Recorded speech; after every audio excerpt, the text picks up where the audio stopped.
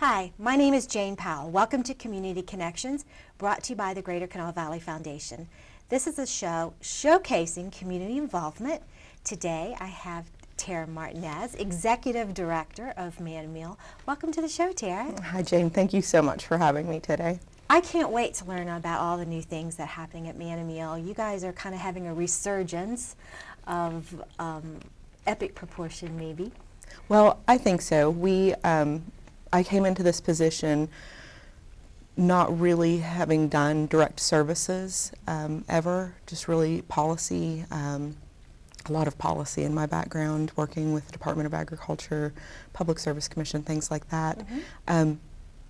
It was very eye-opening, and I had a great foundation to build from. Well, I think Gene Simpson was the long-term director and just did wonders with the program, so I'm excited to see all the new things that are going to happen under your leadership. Oh, well, thank you. We're looking forward to it. The board is actually going through board training and development over the next couple of weeks on May 5th, and we're inviting our newly established advisory council, which is a newer portion of a volunteer opportunity for community members. It's a 1-year term. They can re-up, and we're hoping that will be a building block and a pool for individuals to find out what their niche is within Manna and how they can volunteer creating programs and projects in the community that are of interest to them that benefit Manna. Wow. So I want to come back to advisory because this is exciting, but let's talk just a minute about Manna. Why don't you give me the broad picture and tell everyone exactly what Manna is and what you do. Manna is a soup kitchen that has been around in our community since 1976, and 42 years worth of serving our community, those that are a vulnerable population who, no questions asked, can come in and have a meal with us 365 days a year, 2 meals a day, breakfast and lunch. Wow, 365 days a year. Yeah, no one told me how exhausting it would be. Our staff is really a focus that I would like to highlight in speaking about this amazing organization. Wow, it takes a team. It does, and we have an extraordinary leadership team. We have hired on a full-time social worker who can help turn people to living the best lifestyle that they can. Great. And put them in contact with services that are available in the community. That's Amy Wolf. We have a new operations manager who is Luke Rodecker, and he keeps us in budget and makes sure that we have the best meals possible. We have shifted our structure around a little bit to make sure that we are giving our employees and our staff the most positive place to come and work, even though the work is very hard.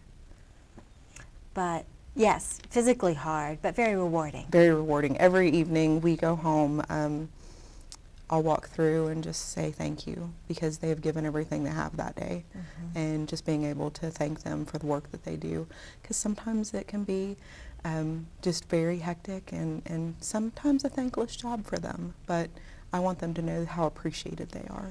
So you mentioned there's board training, and you touched on this advisory council that you're creating, and that is something you're opening to the public. Is that right? That's correct. It was the funniest thing. I talked to our board president and asked, I have this idea, could I possibly implement this? And just to put feelers out, I did a Facebook post and got 40 emails from individuals that were interested.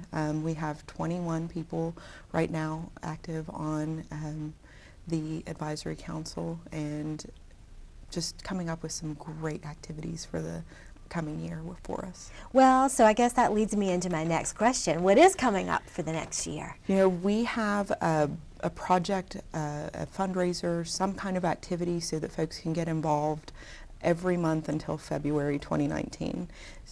Coming up in May, we have, of course, Foam at the Dome. We're, for the first time, going to have a booth and be collecting tips as we serve the customers that are coming through Foam at the Dome. And that's an event happening on the Capitol grounds. Yes. Yes. It used to happen, I think, at Lately. I believe you're right. And now they've moved it to the actual dome, so that should be really exciting. Yeah.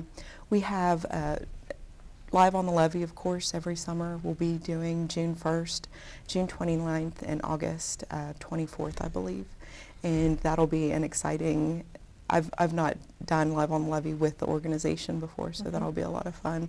And, you know, over this last weekend, we have also closed out our Bollywood event, so that was a great success, and we're very excited about what happened for that evening. Yeah, that's quite a fundraiser for you guys. I know, and it's something that you've done for several years. This was our 8th year, so wow. Yeah, great. So events all the time. You missed one of my favorite events, the Ceramic Soup Bowl. Oh, we are moving that to February of 2019. February is National Soup Month, so it's close to Super Bowl. So we thought, you know, let's reevaluate when can we get a bigger crowd and, you know, something more tied into the community. And we thought, you know, it's cold in February. Someone is looking for something new in that month to maybe go and spend some time with their family and get reconnected with Manna in the community. I have my ceramic bowls at home. I love them. I know, they're beautiful. I purchased 3 last Empty Bowls event. We are also partnering with Big Sandy Superstore June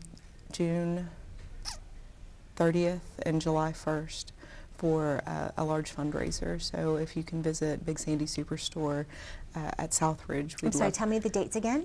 June 30th and July 1st. Okay.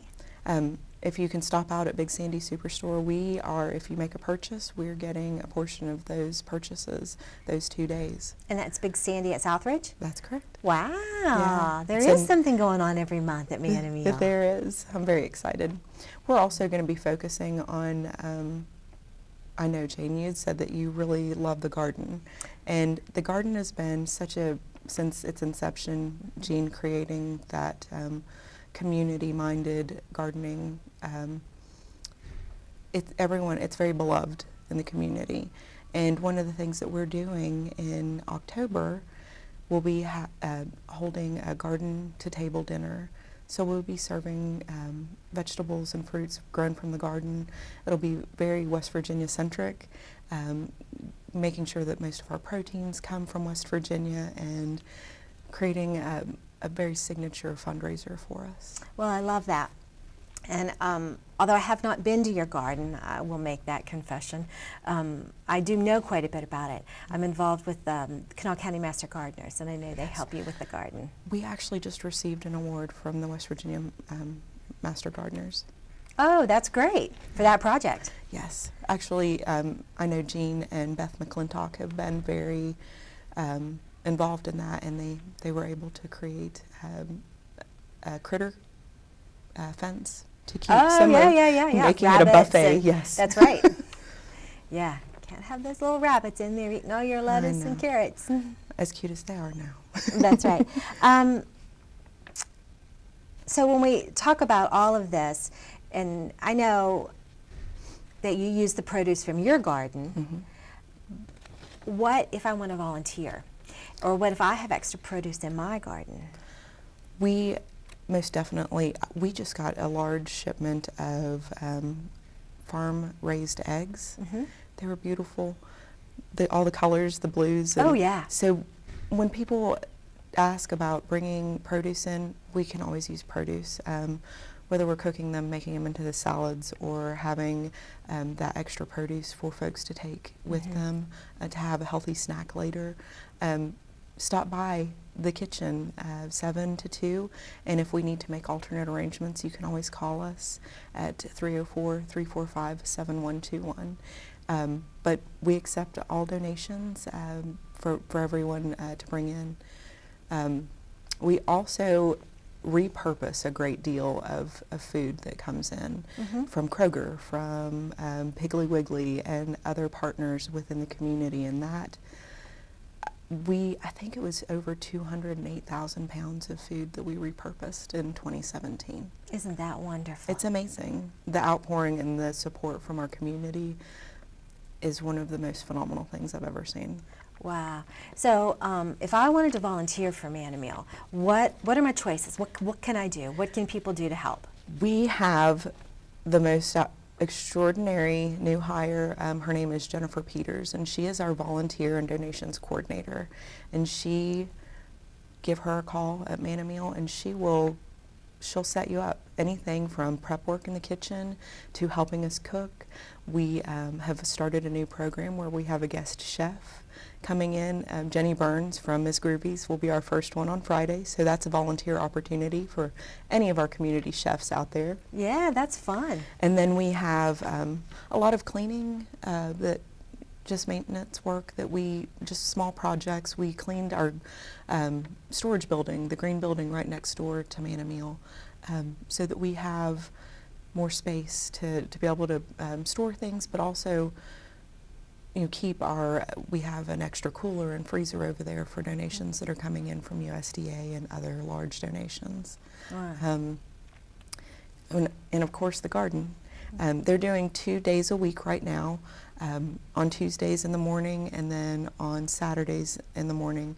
But we're going to expand that pretty soon, and we're also looking for an intern to possibly turn into part-time into a full-time position to manage the garden for us. Well, it's that time of year. Things are going to get busy out Absolutely. there. Absolutely. You're going to need more than 2 days a week. Mm-hmm. Yeah, so I'm sure you do need volunteers for that. Yes. So there's all kinds of opportunities for volunteers, whether I want to cook or clean or dig in the dirt or pick lettuce. Absolutely. We have the most amazing volunteer group.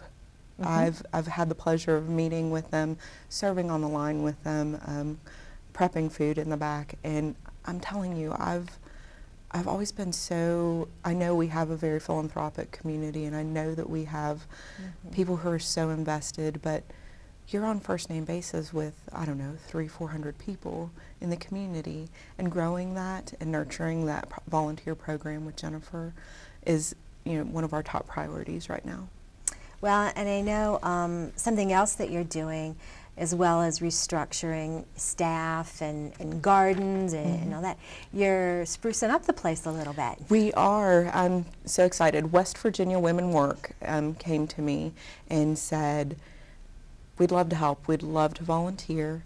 Can you give us a project? I said, yes, absolutely. We would love to repaint the dining hall and brighten it up a little bit. And they're coming in as early as probably this morning that they would have come in and started painting for us. Oh, great. I love that you're partnering with other organizations. Collaboration is so important. We have Ellen Allen with Covenant House is a dear mentor and friend, and we work together quite a bit. Sarah Bussey with Trinity's Kitchen, Deb Weinstein with the YW. When we have extra, we try to give that to folks, and whenever they have extra, just working together in those connections. You just named a powerhouse right there. Some of my favorite ladies. Yes. Well, I love it. So let's just kind of reiterate. Manna Meal, you are serving 365 days a year. There's breakfast from 8 to 9. And then lunch, let me get this right, lunch is from 11:30 to 1. A little bit later on Sunday, is that right? 12:30 to 2. That is every day of the year, regardless, weather, holidays, you're there serving. So volunteers, you need volunteers in the garden, volunteers in the kitchen. They can find you at mannameal.org. That's correct. And the telephone number is 304-345-7121. Yes. And social media? Social media, we've got an Instagram and Facebook. That's great. Tara, thank you so much for Jane, being here. thank you. I've loved learning about it. Thank you guys for watching. We'll see you next time.